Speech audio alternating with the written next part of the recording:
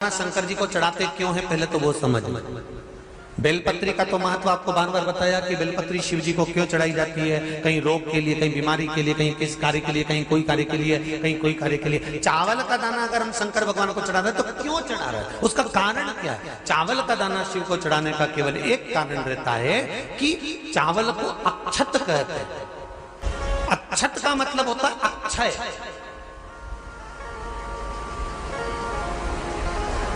अभी हमारे यहाँ एक तिथि आने वाली है, अक्षय तृतीया।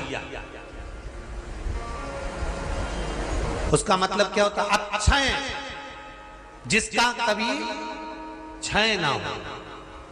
जब हम भगवान शंकर को चावल का दाना चढ़ाते हैं, जैसे बहुत ध्यान दीजिएगा महाराज, बहुत समझने वाली बात है, बहुत ध्यान से। चावल का दाना हमारे मस्तक पर तिलक करने के बाद पंडित जी क्यों लगाते हैं कि भगवान जैसा समय आज चल रहा है, आप पूजन कर रहे हो, पाठ कर रहे हो, दान कर रहे हो, पुण्य कर रहे हो, सत्कर्म कर रहे हो, भजन कर रहे हो, मेरा देव अधिदेव महादेव, मेरा नारायण, मेरा सत्यनारायण भगवान, मेरा राम जी, मेरा विष्णु जी, मेरा भागवत मैया, मेरी रामायण मैया, ब्राह्मण मस्तक पर तिलक लगाने के बाद चावल इसलिए लगाता है कि जैसा समय आज चल रहा है, भगवान तुमको ऐसा ही समय बनाकर रखे और तुम ऐसे ही चार चांद लगाते रहो, दान पुण्य संकीर्तन करते रहो। इसलिए मस्तक पर चावल का दाना लगाया जाए।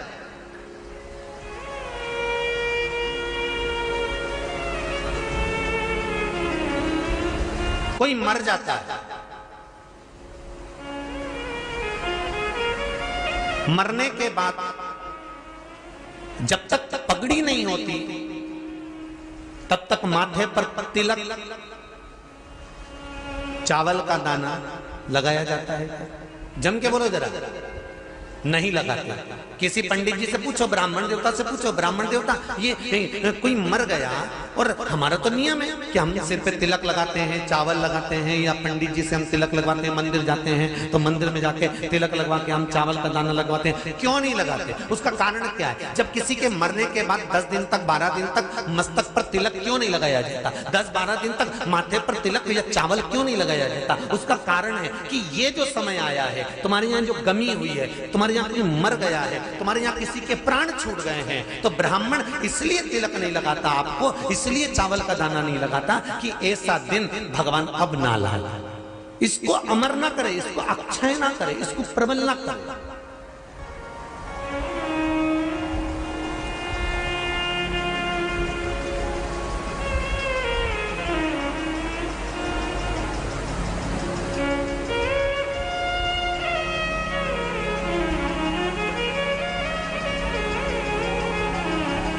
और जब चावल का दाना, तो यहाँ शिव महापुराण की कथा करी, चावल का दाना हम शिव जी को क्यों चढ़ाते हैं, भगवान को क्यों समर्पित करते हैं, भगवान की पूजन में अक्षत क्यों समर्पित करते हैं, चावल क्यों समर्पित करते हैं, उसका कारण क्या है? तो कहा आज मैंने जब चावल का दाना आपको समर्पित करा है, जिस भाव से, जिस विश्वास से, जिस श्रद्धा से, जिस मन से मैं आपको रिझा रही हूँ, हे भोलेनाथ मेरी ये मनोकामना पूर्ण कर, इसको अक्षय कर देना, इसको अमर कर देना, बस इतनी कृपा आप कर।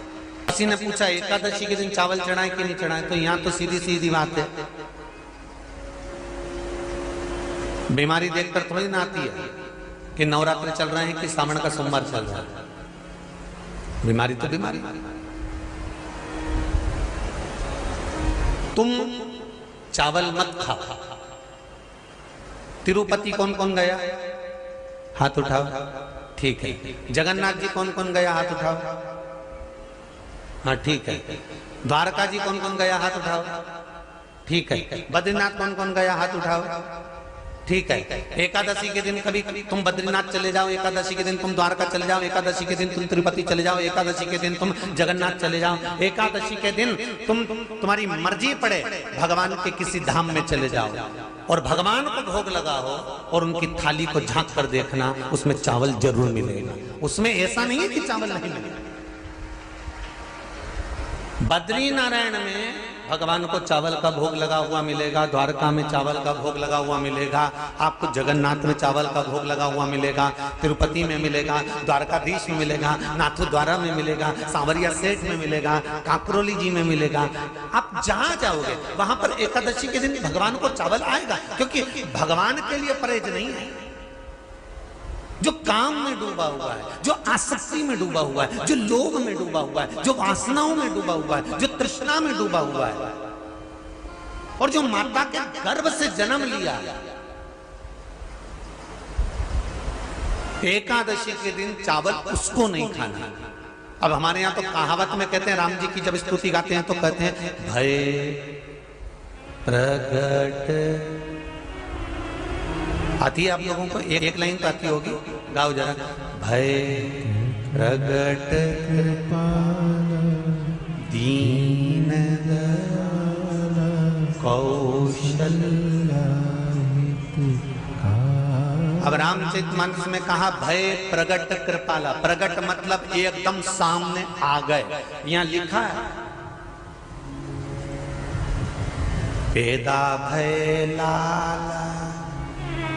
अगर तुलसीदास जी लिखते तो जन्म लिया होता राम जी ने तो तुलसीदास बाबा लिख देते कि पैदा भय, माता के गर्भ से इनका जन्म। नहीं नहीं नहीं, यहाँ कहा भय प्रगट कृपाला दीन कौशल्या। एकादशी के माता पिता कौन है? सबसे पहले एकादशी का व्रत किसने रखा था?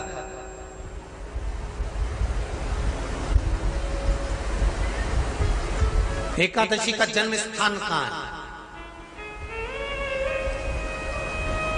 दुनिया के लोग बहुत प्रश्न करते हैं, राम जी अयोध्या में हुए थे, भगवान कृष्ण मथुरा में हुए थे, तो एकादशी कहां हुई थी? तो उसको बताना तो पड़ेगा कहां हुई थी।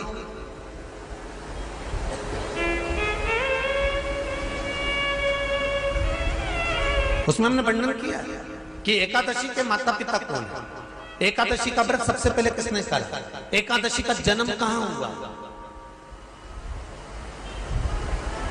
एकादशी को क्यों चावल नहीं खाते, एकादशी के दूसरे दिन चावल का दाना खाना क्यों जरूरी है।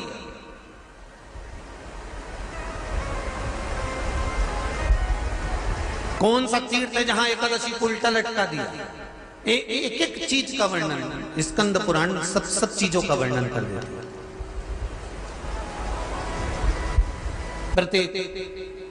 तो यहां जो वर्णन आया कि आप मनुष्य जो माता पिता के गर्भ से, माता के गर्भ से जन्म लिया हो, संसार में जिसका जन्म हुआ हो और मृत्यु लोक में गर्भ की कैद में रहने के बाद जन्मा हो, उसको एकादशी के दिन चावल नहीं खाना चाहिए। मारा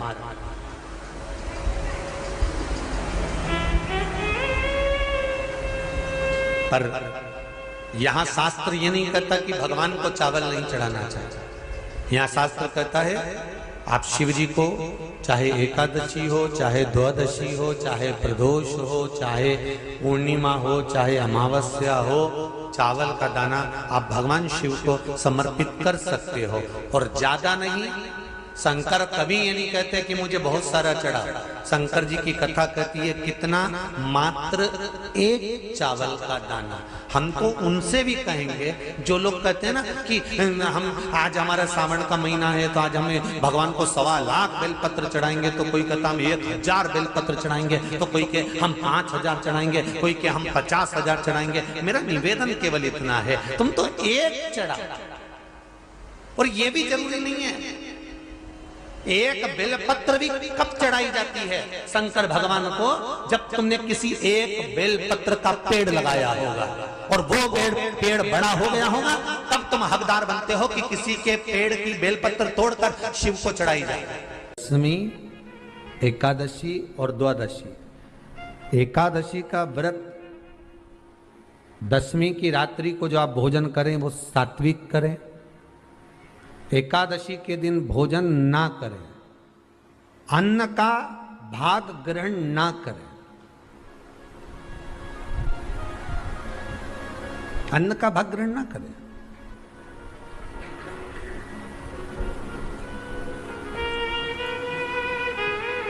कितना सुंदर कहा है महाराज जी। यदि आपके यहां पर गौ माता है, आपके घर में अगर गौ माता विराज रही है,